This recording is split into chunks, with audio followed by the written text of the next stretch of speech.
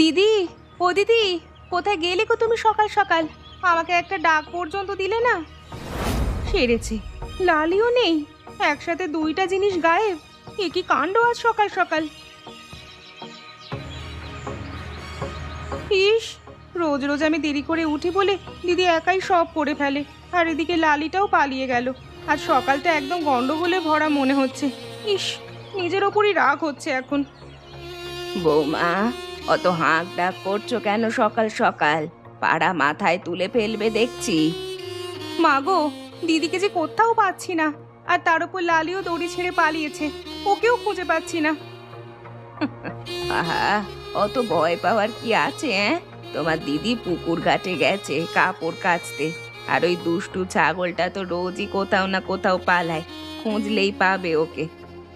সেরেছে, আজ তো আমার কাঁচার পালা ছিল মা, দিদি নিজেই আবার চলে গেল। আর এদিকে লালিও জ্বালাচ্ছে। তুমি তো ঘুমের মধ্যেই ছিলে বৌমা, ডেকে কি হতো বলো? আর লালি তো নিশ্চয়ই পুকুর পাড়ের দিকেই গেছে, ঘাস খুঁজতে ওই দিকেই তো যায় সব সময়। তাহলে তো ভালোই হলো, দিদিকেও পাবো লালিকেও পাবো, একসাথে দুটো কাজ সারা যাবে। মা, তুমি একটু আসবে না আমাদের সাথে? না রে মা, আমার হাঁটুতে ব্যথা, তোরা ঘুরে আয়, শুধু সাবধানে যাস, পথ পিছল হতে পারে কুয়াশায়। দিদি, তুমি একা একা চলে এলে, আর ওদিকে দেখো লালিও পালিয়ে এসেছে। তুই তো তখন ঘুমের রাজ্যে ছিলি রে পাগলি, ডেকে কি লাভ হতো বলতো? আর লালি কোথায় দেখলি? আরে আরে, এই ছাগল তো আমার নতুন শাড়িটাই চিবিয়ে ফেললো। কার ছাগল এটা বলো তো? সর্বনাশ, কমলা মাসি, আমি এক্ষুনি সরিয়ে নিচ্ছি, তুমি রাগ করো না গো। রাগ করবো না তো কি করব শুনি? এই এক শাড়ি কিনতে আমার কতদিন লেগেছে জানো? আর তোমাদের ছাগলটাও তো তোমাদেরই মতো, যেখানে সেখানে হুট করে ঢুকে পড়ে। ও মা, এ তো রোজকার নিয়ম দেখছি। ছোট বউ ঘুমাবে, ছাগল পালাবে, বড় বউ একাই সব সামলাবে। ভাগ্যিস রুমার মতো বউ পেয়েছে সাবিত্রী দিদি, নইলে এই সংসার তো কবেই ভেসে যেত। কমলা মাসি, শাড়ির দামটা আমি দিয়ে দিচ্ছি, তুমি এভাবে বলো না। আমরা তো সবই দিদির জন্য করি, এটা কাজ না, ভালোবাসা। আচ্ছা আচ্ছা থাক, তবে ছাগলটাকে বেঁধে রাখতে বলো, নইলে রোজ এমন কাণ্ড হবে। থাক না টুকটুকি, মন খারাপ করিস না, লালিকে ভালো করে বেঁধে রাখবো আজ থেকে। এই দুষ্টু, তুই আজ আমাকে আর কতবার লজ্জায় ফেলবি বলতো? তোর জন্য তো আজ আমি কমলা মাসির কাছে একদম ছোট হয়ে গেলাম। থাক থাক, বাড়ি গিয়ে ওকে ভালো করে বকে দিস। এখন চল তো, রোদ চড়ে যাচ্ছে। দিদি গো, আজ না মাংস খেতে বড্ড ইচ্ছা করছে, একটু রেঁধে দাও না গো। সেই সকালে কাজ ফাঁকি দিলি, এখন আবার আবদার? বাজারে মাংস আনতে হবে তো আগে, বাড়িতে তো নেই। ওরে বাবা রে, আমার সাজিয়ে রাখা লাউ কুমড়ো সব শেষ, কে খেলো এসব? লালি, তুই আবার? আমি তো এইমাত্রই তোকে বেঁধে এলাম। এই দুষ্টু ছাগলটাকে নিয়ে আজ আর পারা যাবে না মনে হচ্ছে। যাই হোক, এখন তো সবজিও লাগবে, মাংসও লাগবে। তোরা দুজন আর এই ছাগলটা মিলে তো আমার সংসারটাকেই মাথায় তুলে ফেলবি। রুমা, মুকুলকে বল বাজারে গিয়ে মাংসের সাথে সবজিও এনে দিতে। আচ্ছা মা, তাই হবে। টুকটুকি, যা তো, বাবাকে গিয়ে বল একটু, বল যেন ভালো দেখে মাংস আর সবজি দুটোই আনেন। এক্ষুনি যাচ্ছি দিদি, আজ তাহলে জম্পেশ খাওয়া হবে লালির কল্যাণে। এই যে বৌমারা, আজকে কি কি লাগবে বাজার থেকে বলো তো, একেবারে সব এনে ফেলি। বাবা, মাংসটা ভালো দেখে আনবেন, আর একটু ধনে পাতা আর সবজিও আনবেন। লালি তো সব শেষ করে দিয়েছে। বাবা, আমার জন্য একটু মিষ্টিও এনো কিন্তু। ঠিক আছে ঠিক আছে, তোমাদের দুজন আর এই ছাগলের বায়না মেটাতে মেটাতে আমার সারা দিন লেগে যাবে দেখছি। আর হ্যাঁ, একটু আদাও এনো, রাতের চায়ের জন্য ফুরিয়ে গেছে। আর সব মনে থাকবে গো, তোমরা চিন্তা করো না। দাদা, মাছটা না অসাধারণ হয়েছে, আরেকটা টুকরো নিবি? দিয়ে দিয়ে লজ্জা কিসের? নিমন্ত্রণ যখন পেয়েছি, পেট ভরে না খেলে বাড়িওয়ালার অপমান হয় না। এই দুই ভাই যেখানেই দাওয়াত পায় সেখানেই হাজির। একবার শুনলাম 3 বাড়ির নেমন্তন্ন একসাথে সামলেছিল একদিনে। কাকা শুনতে পেয়েছি, পেট আছে বলি তো খাওয়ার মর্ম বুঝি। আপনাদের মতো কম খাওয়া মানুষকে বুঝবে বলুন? নেপাল দাদা, তোমাদের বাড়ির দিকেই যাচ্ছিলাম। মুকুল সাহার বাড়ির জন্য একটা চিঠি আছে শহর থেকে, তুমি যদি একটু দিয়ে দাও একটু সুবিধে হয়। দেবো দেবো, চিন্তা করো না। কার চিঠেরা? সজল বাবু শহর থেকে পাঠিয়েছেন, মনে হয় জরুরি কিছু। কি ব্যাপার বলো তো দাদা, সজল তো এমনি এমনি চিঠি লেখে না, ফোনেই তো কথা বলে সব সময়। আজকে চিঠি কেন? সে যাই হোক, আমাদের কাজ পৌঁছে দেওয়া, ভেতরে কি লেখা তা আমরা জানবো না। চল, খাওয়া শেষ করে এক্ষুনি বাড়ির দিকে রওনা দিই। ঠিক বলেছিস দাদা, চিঠির খবর যাই হোক, আগে পেটের খবরটা তো সারি। আজকের খাওয়াটা জম্পেশ হলো রে গোপাল, কিন্তু সন্ধে আবার রুমা বৌদির বাড়ি যেতে হবে, চিঠিটাও দিতে হবে। টুকটুকি বৌদি ডেকেছিল না? হ্যাঁ, ও বাড়ির মাংসের স্বাদ তো বলবার নয়। চল চল তাড়াতাড়ি হাঁটি, দেরি হলে যদি সব শেষ হয়ে যায়।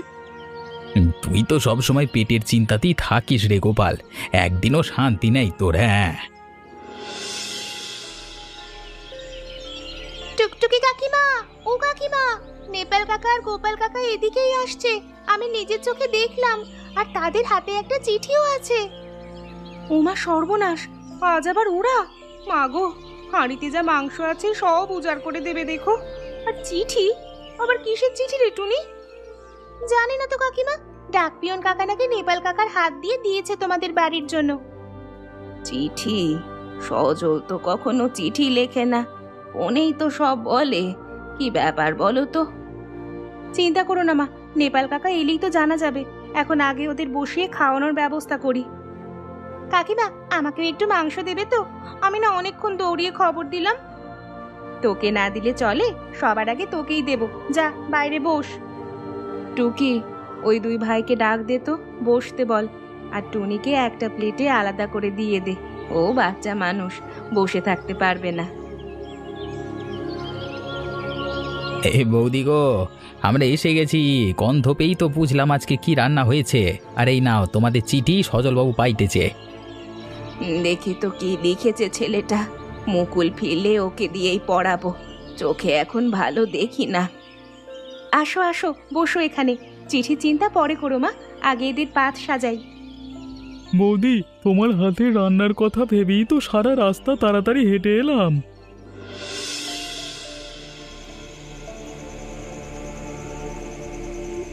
দিদি, একটা কথা বলবো, রাগ করবে না তো? বল না, তোর সাথে আবার আমার রাগ কিসের? আমাদের দুজনেরই তো এতগুলো বছর হয়ে গেল, কারো কোলে বাচ্চা এলো না। তোমার কি মন খারাপ হয় না গো দিদি? আমার তো মাঝে মাঝে খুব হয়। হয় রে, মাঝে মাঝে হয় বই কি। রাতে একা শুয়ে মাঝে মাঝে মনে হয় ঘরে যদি একটা ছোট্ট পায়ের শব্দ শোনা যেত।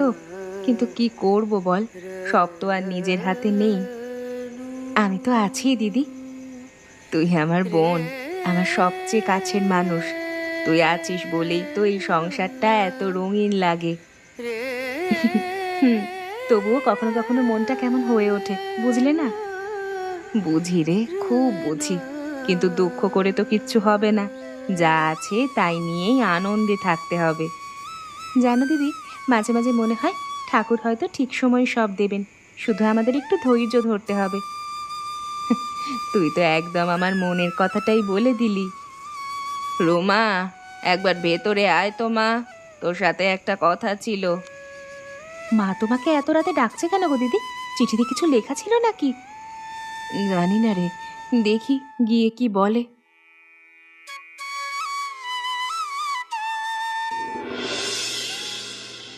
হ্যাঁ রণজিৎ, বল কেমন আছিস বাবা? অফিসে ছুটি পেয়েছিস? কি বলছিস, এখনো ছুটি পেলি না? ও আচ্ছা আচ্ছা আচ্ছা, বুঝলাম। তবে তুই তাড়াতাড়ি ফিরিস বাবা। হ্যাঁ, রুমার কথা জিজ্ঞেস করছিস? ও আমার পাশেই আছে, কথা বলবি? আচ্ছা আচ্ছা, ফ্রি হয়ে তাহলে রুমার সাথে কথা বলিনিস, কেমন? আর রণজিতের ফেরা আরো কয়েকদিন পিছিয়ে গেল মা, এখনো অফিসে ছুটি পায়নি ও। ঠিক আছে বাবা, মন খারাপ করিস না মা, দেখবি একদিন হুট করেই চলে আসবে। ওর ব্যবসার একটা এই একটা গুণ তো জানিসই, তাই না? মন খারাপ দিদি? না রে, একটুও না। শুধু ভাবছি ও পাশে থাকলে ভালো লাগতো আর একটু। এতদিন ধরে একা একা সব সামলাচ্ছি তো। আমি তো আছি দিদি, তোমার একা লাগবে কেন? তুমি যা বলবে আমি তাই করব, শুধু বলো। তুই তো আছিস রে পাগলি, কিন্তু স্বামীর একটা আলাদা জায়গা থাকে না বল, সেটা তো কেউ পূরণ করতে পারে না। তা ঠিক, কিন্তু দেখো ও নিশ্চয়ই তাড়াতাড়ি ফিরে আসবে, আমার মন বলছে। তোর মন তো সব সময় ভালো কথা বলে, এই জন্যই তো তোকে আমি এত ভালোবাসি। আর তুমি জানো তো, আমার মন কিন্তু কখনো ভুল বলে না। আজ কি হলো আমার, মাথাটা কেমন ঘুরে উঠলো, চোখের সামনে সব ঝাপসা হয়ে গেল একটু। দিদি, কি হয়েছে তোমার? মুখটা এমন সাদা দেখাচ্ছে কেন? তুমি ঠিক আছো তো? কিছু না রে, শুধু একটু ঘুম কম হয়েছে হয়তো। ঠিক আছে আমি, তুই এত ঘাবড়াস না। সত্যি বলছো তো? তোমার মুখ দেখে তো মনে হচ্ছে না। বসো তো একটু, আমি পানি নিয়ে আসছি। আরে বাবা, সত্যি আমি ঠিক আছি, তুই এত চিন্তা করিস না তো। যা কাজে যা, আমি একটু বিশ্রাম নিয়ে নিচ্ছি। না দিদি, আমি বাকি রান্নাটা সামলে নিচ্ছি, তুমি একদম নড়বে না বলে দিলাম। তুই কবে থেকে এত জোরাজোরি করা শিখলি রে? তোমার কাছ থেকেই শিখেছি গো দিদি, তুমি তো আমাকে কমজোর করনি এতদিন। মেয়েটার শরীর কি ইদানিং একটু দুর্বল লাগছে, নাকি আমারই মনের ভুল? একটু নজরে রাখতে হবে দেখছি। টুকটুকি, আজ তুই বাজারে যাবি? শরীরটা না আমাকে এমন ম্যাচ ম্যাচ করছে, তোকে বলি ভাবছিলাম। দিদি আজ থাক না গো, আমার না ভীষণ ঘুম পাচ্ছে, তুমিই যাও, আমি একটু ঘুমাই সকালটা। আচ্ছা ঠিক আছে, আমি যাচ্ছি তাহলে। তুই ঘরটা একটু গুছিয়ে রাখিস তাহলে, আর লালিকেও একটু দেখিস। হ্যাঁ হ্যাঁ দিদি, তুমি নিশ্চিন্তে যাও, আমি সব সামলে নেব। আজকাল শরীরটা যেন কেমন সাড়া দিচ্ছে না ঠিক মতো, কিন্তু বাজারে তো যেতেই হবে, বাড়িতে কিছুই নেই আজ রান্নার মতো। কাকিমা, বাজারে যাচ্ছ নাকি? আমার জন্য একটা লজেন্স এনো।